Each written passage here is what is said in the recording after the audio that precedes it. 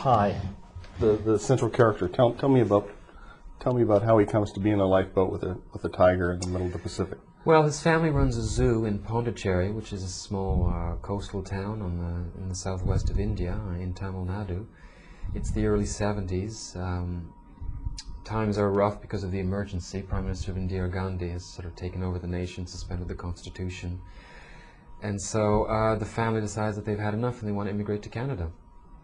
And they sell many of their animals to zoos in the US. And so since they're both going to the New World, since they're all going to the New World, they get on the same cargo ship called the Tsimtsum. And the Tsimtsum sinks midway to midway.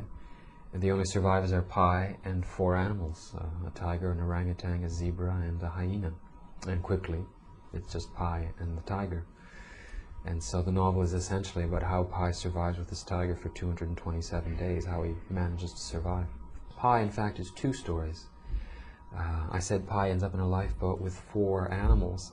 Well, at one point he tells another story, a story without animals. And so there's this, and at the end he's interrogated by these Japanese investigators who come to investigate as to why this ship sank. Because just was when a plane crashes and when a ship sinks, there's an investigation as to why it happened. And they don't believe his story. And so Pi tells him, okay, you don't believe my story, you want to hear another story. Okay, you're not satisfied with this story, so I'll tell you another one. And so he tells a story without animals. And so there's this competition, in a sense, between a story with animals and without animals. And he tells him, well, you choose. Which is the better story? And to my sense of things, religion, once again, defining it in the broadest term possible, is the better story. It's a better way of interpreting life, to somehow believe that people jumping out the World Trade Center, that somehow fits into a greater context. It makes for a better story and a greater capacity to accept that fact than just saying, oh, this poor man went to work and then 5 minutes later was jumping out of the 109th floor of the World Trade Center and, you know, rushed to his death, and that's it. It's pathetic and tragic and there's nothing we can do. We just have to deal with it. I read through the first story, the long story, which takes up most of the book, with the tiger, and and then when he tells the second story,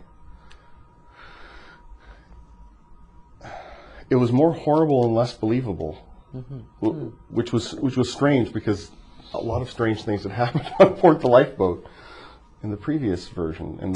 Yeah, well, what I wanted to do in the first story was, nothing impossible happens. It's not impossible to end up in a lifeboat with a tiger. It's implausible. It's unlikely, but it's not impossible. Also, at one point, Pi goes blind, and so does the tiger, because of poor hygiene and poor diet.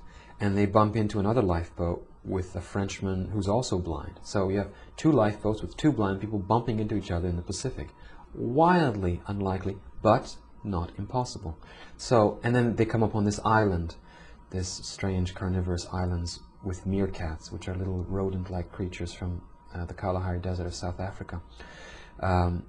And this island is a very strange algae island. Once again, highly unlikely, but not impossible. So I wanted to push the limits of belief. Like, will you believe this? Will you believe this? To just push it to a limit. And then the other story, to my mind, is, you're right, it's horrible. I like that you say that you didn't find it as believable, because in fact it's a much plainer story. It's just a story about man's inhumanity against man. It's about 4 survivors on a lifeboat, 4 human survivors, and how they basically go berserk and kill each other. Which I suspect most people will read this book and say, oh, this is an allegory. The animals represent something else. In fact, the true story, quote unquote, is the one with the human beings, with the French cook and the Taiwanese sailor. Because that's what we expect. They will not choose the better story. And Pi tells the investigators at the end, he said, it makes no factual difference to you. In either case, in both cases, in both stories, my family dies. I survive at sea for 227 days. I have a horrible time of it. So it makes no difference to you. But I like that you say that you thought the first story was more believable. Because, after all, I said nothing's impossible in my story, whereas there are millions of people out there who believe Christ walked on water. That which to our understandings of physics is impossible, not just unlikely, it's impossible. Muslims believe that one day Muhammad, was magically flown to Jerusalem and rose to the sky and had a vision of Allah. Hindus believe all kinds of things. They believe gods are everywhere. So, and which these are things which to our conventional rational thinking are impossible, and yet they believe that. So in my story, at one point, Pi goes on this diatribe against this rant against the Japanese, saying, "What's the problem with believability? It's merely, love is hard to believe.